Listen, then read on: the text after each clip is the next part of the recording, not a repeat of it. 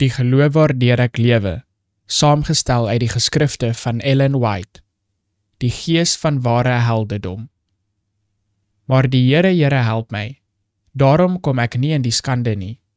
Daarom het ek my aangesig gemaak soos 'n keisteen, en ek weet dat ek nie beskaamd sal staan nie. Jesaja hoofstuk 50 vers 7. Karaktersterkte bestaan uit 2 dinge, wilskrag en selfbeheersing. Baie jong mense verwar sterk onbeheerste passie met karaktersterkte, maar die waarheid is dat hy wat deur sy passies bemeester word, 'n swak man is.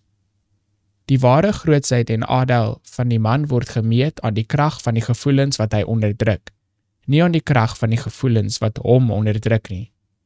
Die sterkste man is hy wat, hoewel sensitief vir mishandeling, tog passie sal beteel en sy vyande sal vergewe.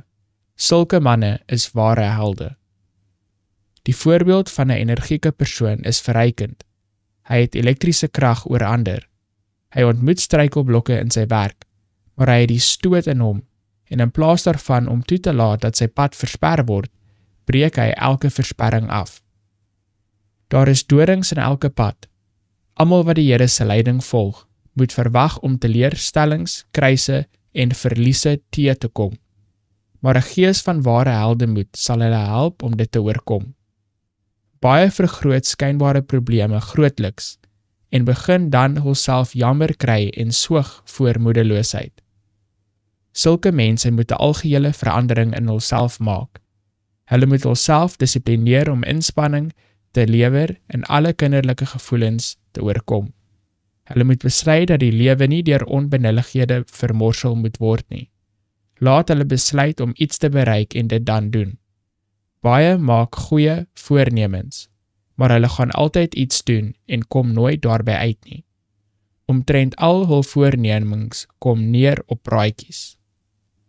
Elkeen moet 'n doelwit, 'n voorwerp in die lewe hê. Die lendele van die verstand moet omgord wees, en die gedagtes moet opgelei word om by die punt te bly, soos die kompas na die paal. Waardevolle doelwitte moet voortdurend in sig gehou word, en elke gedagte en daad moet op hul bereiking gerig wees. Laat daar altyd 'n vaste doelwit wees om uit te voer wat onderneem word.